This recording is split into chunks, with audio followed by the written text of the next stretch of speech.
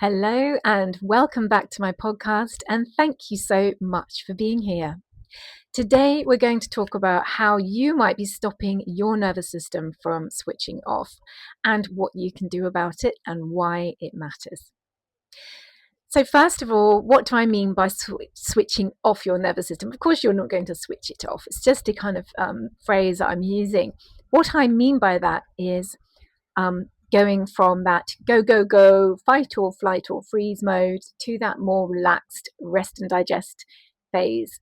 And the reason why it's called rest and digest is because that is the phase we should be in when we are trying to rest and relax or get our sleep and heal and repair the body and also digest. We cannot digest our food properly when we are in that tense fight or flight mode.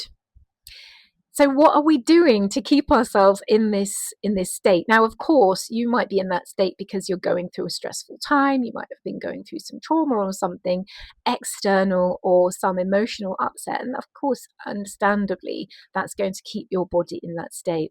But sometimes we haven't been going through particular stress or trauma. We're just going through our normal lives, but our bodies are staying stuck in fight or flight. And it might be just for something that you're doing that isn't even particularly stressful or bad or perceived as you might perceive as negative or harmful. It's just an everyday thing. And this is called being a bit overstimulated. And it's when we're constantly taking things in without giving our brains the chance to properly decompress. Now, I'm not at all suggesting that you shouldn't be learning and reading and watching things and listening to things. And, of course, that's, it's wonderful. We're so lucky, aren't we, to have access to lots of free things like podcasts, like this podcast, or there's so many amazing ones. And I love listening to podcasts and I like watching YouTube videos, and we all do that. And actually, it can be a great use of our time if you're doing a menial task, whether it's sorting out laundry or cooking or, something else. I completely understand why we do it because, of course, we're always trying to multitask. But we've got to that point now where we can't be alone with our thoughts. And I do think that sometimes it's a little bit of a red flag. And if somebody says to me, I can't be alone with my thoughts, that is a bit of a red flag. But for some people, they don't say I can't be alone with my thoughts. They might say I'm bored. And I understand that. I appreciate that we can be bored. But our brains need a little bit of boredom, a little bit of downtime, a little bit of space, a little bit of like, that's enough. I don't need to hear any more input from the external world in order to function properly, in order to process things, and in order to get that creative side going as well. But also, it's again linking to the nervous system. If we're constantly taking in information and stimulus, the nervous system stays very primed and very revved up and very much like ready to exit, ready to escape. So I'm not saying at all, don't listen to podcasts or watch a bit of telly whilst you're doing something, or that's not what I'm saying. But what I'm saying is have a little audit of your day, of your life, and have a little think about, are there times when I'm letting my brain idle along by itself, even if it's for 10 minutes, where it's not being talked to or having input coming into it? Because it is a really important part of our function, our brain function, our mental health, our physical health. I'm sure that probably everybody who's watching this has heard of meditation, and probably you're aware of the benefits of meditation. And one of the reasons why meditation is so highly acclaimed, it's been shown in research to be really helpful. They've even looked at brain scans, and there's research to show how it can really help with physical things like blood pressure and stress, but also it really helps with brain health as well. And with meditation, what that looks like when it's done correctly is it's just you spending time without any external stimulation and letting your brain just relax and meander, a step further really for the meditation might be to keeping yourself in the moment. So it might be that you have a mantra or something where you're keeping yourself kind of just thinking in the moment. But meditation isn't for everybody. Some people really don't like that meditation, and it's not for them, and I understand that.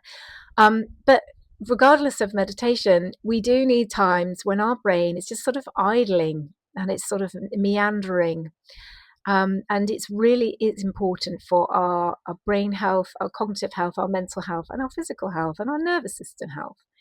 So what that might look like for you might be very different from person to person. But what we do need is we need a break from constant input. So whether that's scrolling through the news, scrolling through social media, listening to a podcast, listening to watching telly, watching YouTube, whatever it is, it's in constant doing, because we are doing. When we're listening, we're doing. It's an active thing that we're doing. So we need to sort of have a moment where we're switching that off. So it might be something where you spend, 5 minutes or so if you're preparing some food and you would normally listen to a podcast. It might be that you just don't listen to anything and then you just really spend some time focusing on what you're doing. Now, you might think, what is the point? But the point is, it's supporting your nervous system. It's telling your nervous system everything is okay. You've got this, and I'm going to focus on the moment. It's also a mindfulness activity. And mindfulness is absolutely key to well-being in terms of mental health, because it really helps us to stay grounded. It really helps us to not get carried away with unhelpful thought loops. So sometimes when we are, you know, uh, our thoughts can get carried away with the same old thought. So it might be an unhelpful thought, it might be an anxious thought, or just like a familiar thought that takes us down the same path. And so mindfulness can be a really helpful technique to really support mental health and physical health through relaxing the nervous system.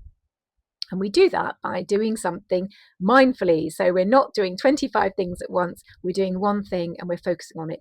It might be just sitting and breathing, but I'm talking about mindfulness in just menial tasks. So you could be just, like I say, you could be just preparing and chopping some vegetables. You could be just doing a little bit of gardening, sorting out some laundry. It could be that you're taking the dog for a walk, and instead of having your earphones on, listening to a podcast, you're just listening to the sounds of the birds. And this will really help to regulate your nervous system. Some people don't like that phrase, regulate your nervous system, but it's literally impossible to find the right vocabulary for what that is. What it means is just letting the nervous system do what it's supposed to do in the right context. So as you're walking along with your dog, hopefully you should be starting to feel more relaxed. But even if your podcast is great, wonderful, relaxing itself, it's stimulus. So what we're saying is, have a little break from your stimulus, because actually, when we're constantly taking in stimulation, our brain sometimes can't switch off at night. And I don't know if you've ever experienced insomnia where you thought, what on earth is going on? I'm eating okay. I've not had too much caffeine. I've not had a drink. I'm not anxious about anything. Sometimes it's because we're overstimulated and we are like doing, constantly taking in input. So if that resonates with you, this might be something to think about. So back to the things you can do.